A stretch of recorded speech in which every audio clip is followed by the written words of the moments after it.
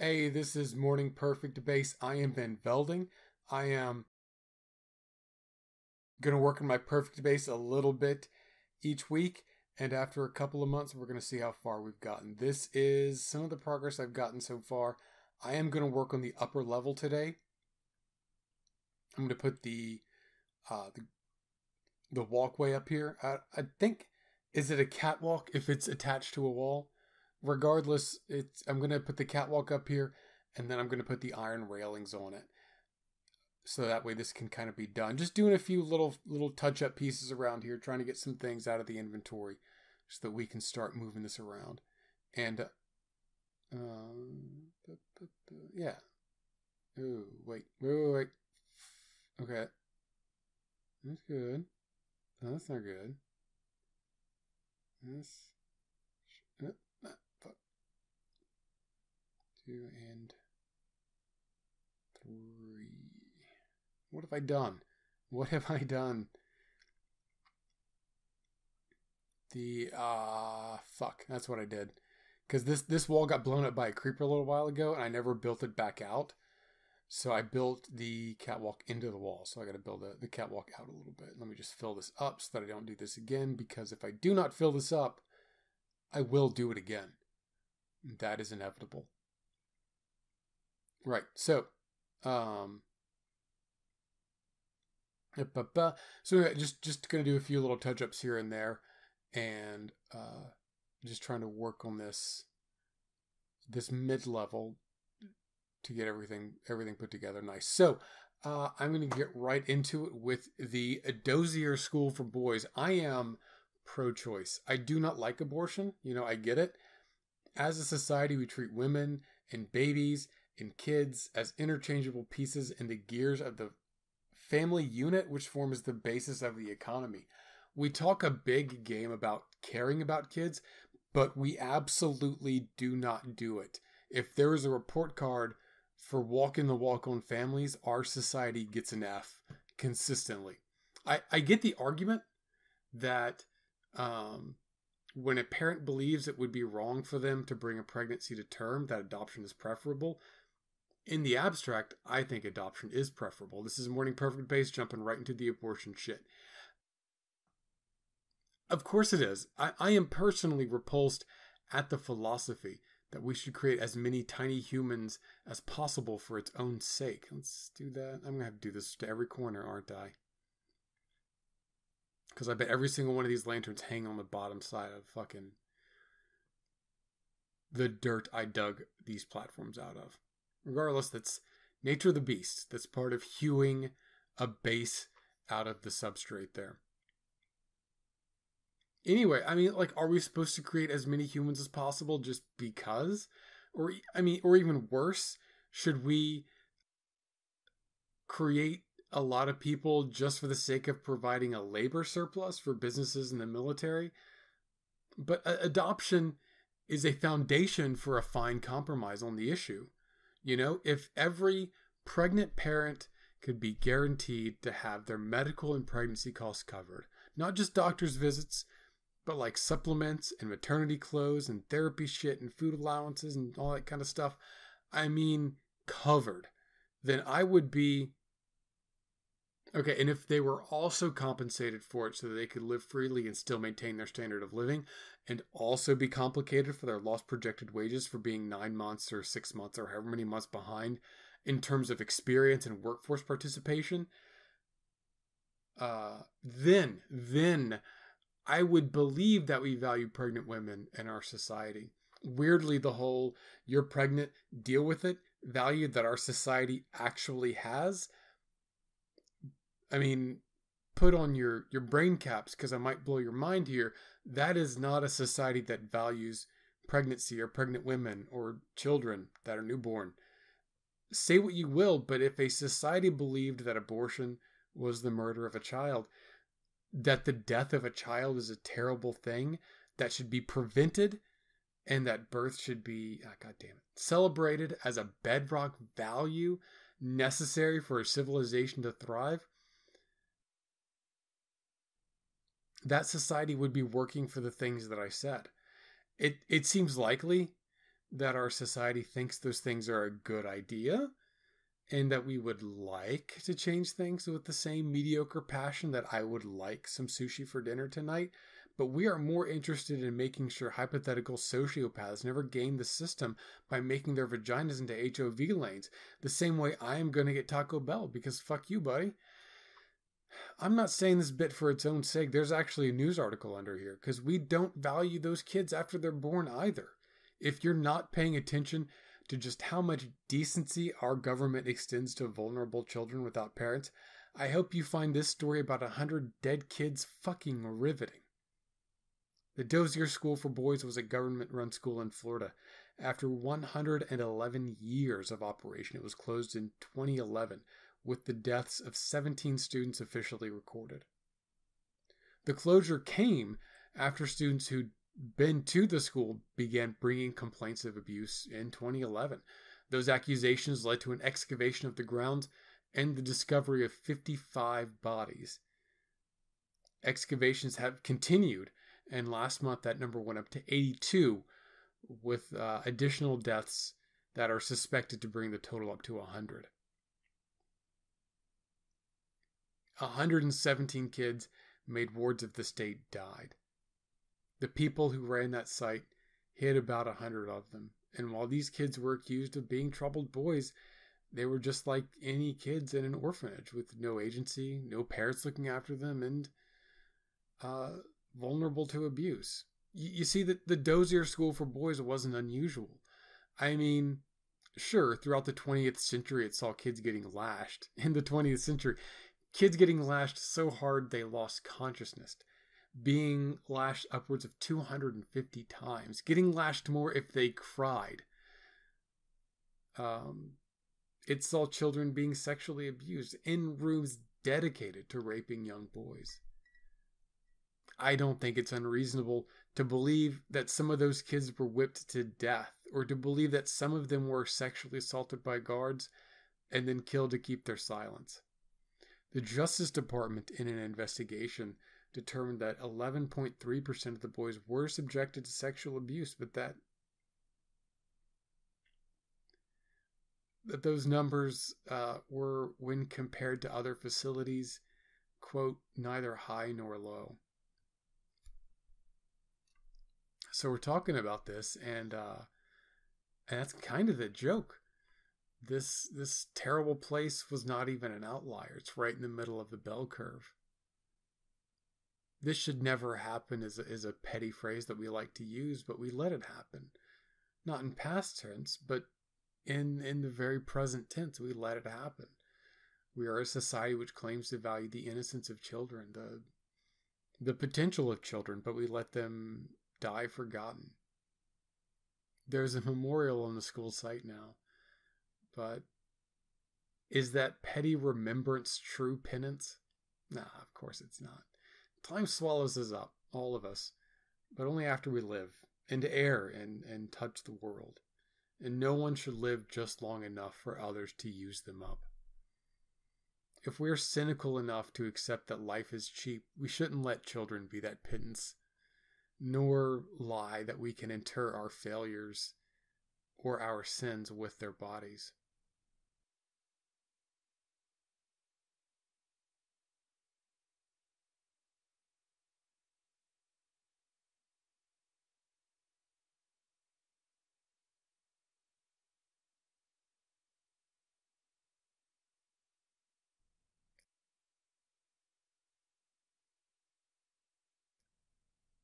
I often say to myself, Van Velding, this story should have a point. It should have an ending.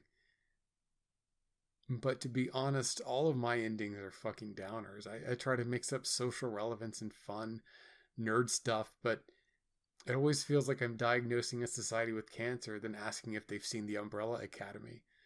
It's faithful to how I feel, eagerly reading Magic the Gathering spoilers and sitting on a throne of radioactive waste that fills a caldera of a volcano while bandaging a zombie bite. Jesus Christ, I really can't transition. But War of the Spark does look dynamite, and I just want to tell you that The Umbrella Academy is a great series. It's available on Netflix. Definitely check it out. I would like to buy a booster box for every year I expect to be alive and to tell Wizards to fuck the hell off as I draft my way into a $600 grave.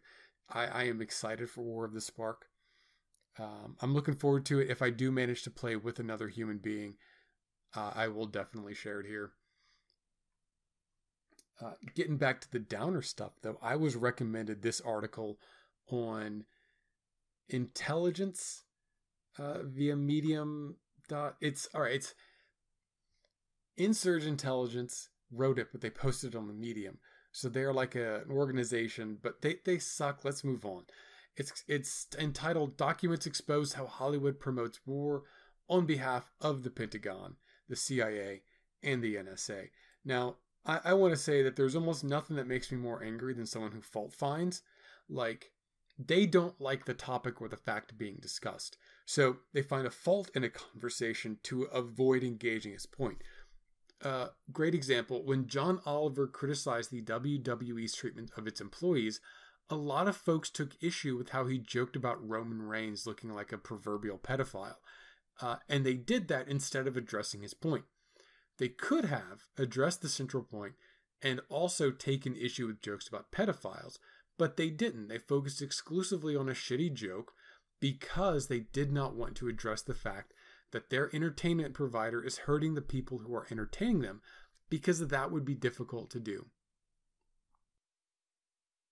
That would require liking the WWE, but demanding that they be better. It would require taking their lips off the entertainment teat for long enough to make the milk taste less like ass.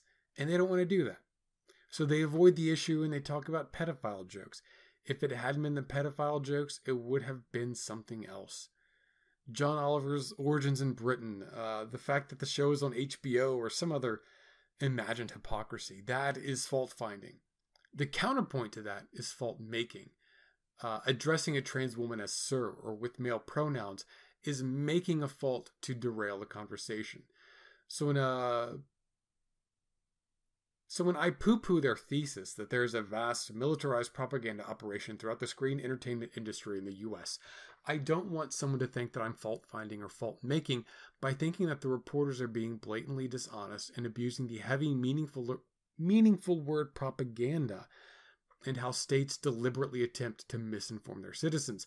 The reality is that the CIA and the US military are often called upon to help with the production of films and television shows, collectively movies, because that's how I roll, about their operations. I do not think it'll blow your mind for me to tell you that the US military has script approval when they help to produce a movie. The CIA asked that the villain and enemy of the state be changed from the whole CIA to just one bad apple. The US Air Force steered the Iron Man script clear of a reference to military suicides. And that is like 60% of the cases cited in the article. Sometimes movies can't get made because they A, need military equipment, and B, cannot reconcile their story with the US military's requirements. Ultimately, if a film is produced with the cooperation of a government agency, it's going to be influenced in the direction of glossing over that agency's flaws.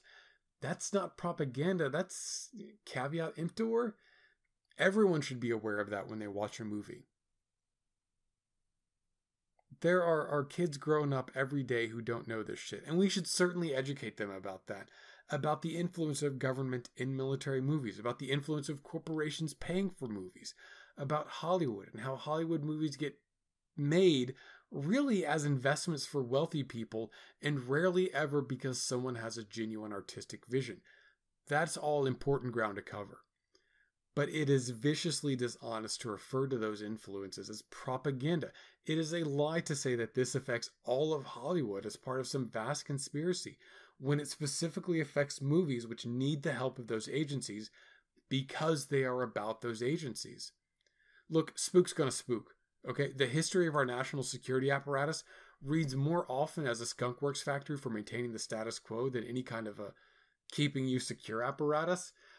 Status quo of bigotry against oppression, of legalized theft against even murder of women and minorities under the unspoken theory that the creation of an America that is diverse and egalitarian is a threat to the security of America. It is a theory held by those who benefit from the status quo and who hold the principles of America not as a series of ideas and principles to which we should all be bound, but as the power which affords them comfort, a power which must be held by them in perpetuity, not to preserve peace or tranquility or opportunity or justice, but to preserve the justice of their sole prosperity. And the CIA is a part of that, unapologetically. They weren't even mentioned in movies in the 40s and 50s. According to this article, when a small studio was going to make a documentary based on the CIA's predecessor, the OSS, the CIA stepped in. They encouraged CBS to make a similar series, and when the smaller studios scuttled their project, fuck. Jesus. These fucking dudes. Come on, you piece of shit. Come on. Yep. There you go.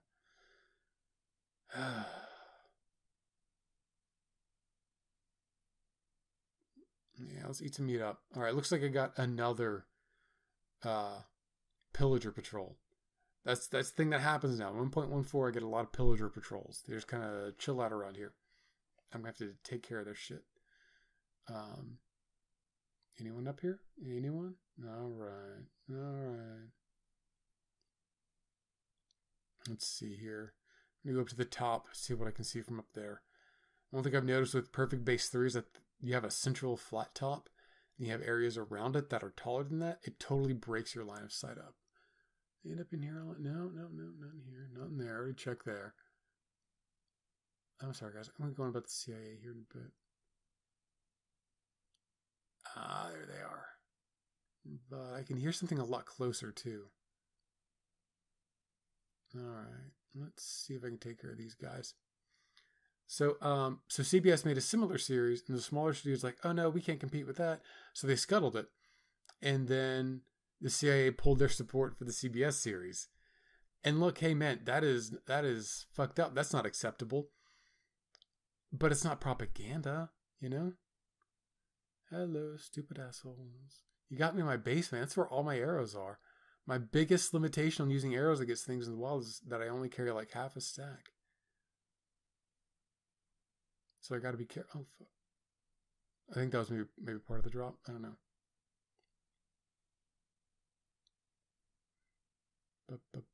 Don't see no one else. All right, so do I have enough time? Let me see. I can find a guy.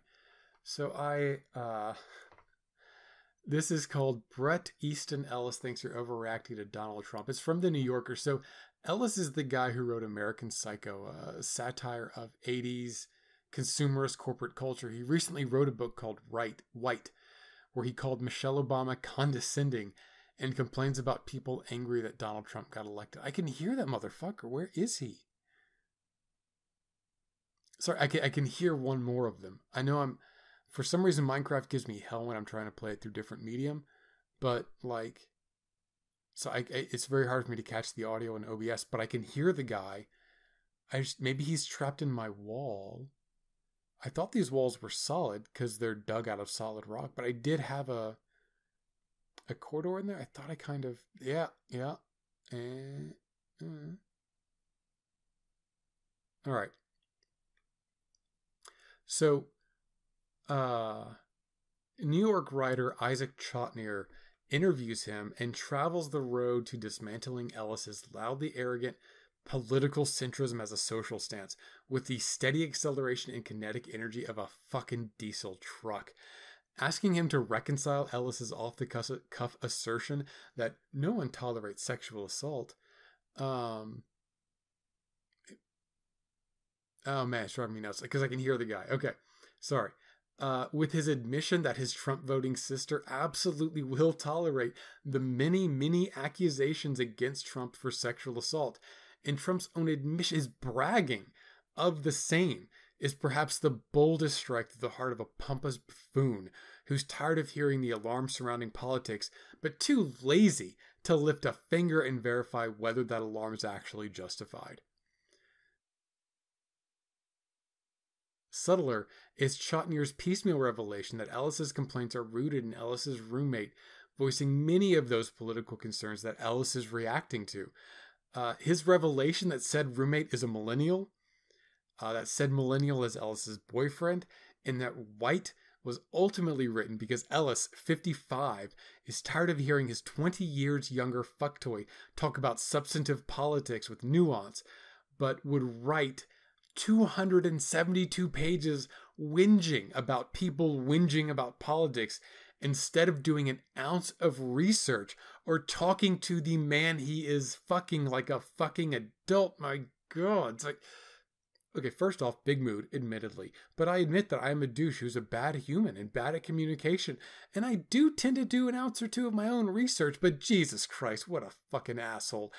We are not going to roll into Julian Assange here because I am going to find this motherfucker and I am going to murder him to death because I can hear his goddamn motherfucking face just it's bullshit. I love this forest. I love having this dark forest right by my base. Oh shit, fuck. You piece of shit skeleton. I love having this. I should probably fill it in a little bit though. That's like one of them holes, but where a lady's running through the moors of England and she falls in. Anyway, I will burn down this whole forest to find. You have no idea. If you play Minecraft, you know what it's like when you can hear a zombie go, or you know whatever. You can hear the bones rattling of a skeleton. This is that. This is that. It's maddening. I'm gonna have to cut it here. And I'm going to come back next time and I'm going to find that motherfucker wherever he fucking is. And I will murder him. I will murder him to death.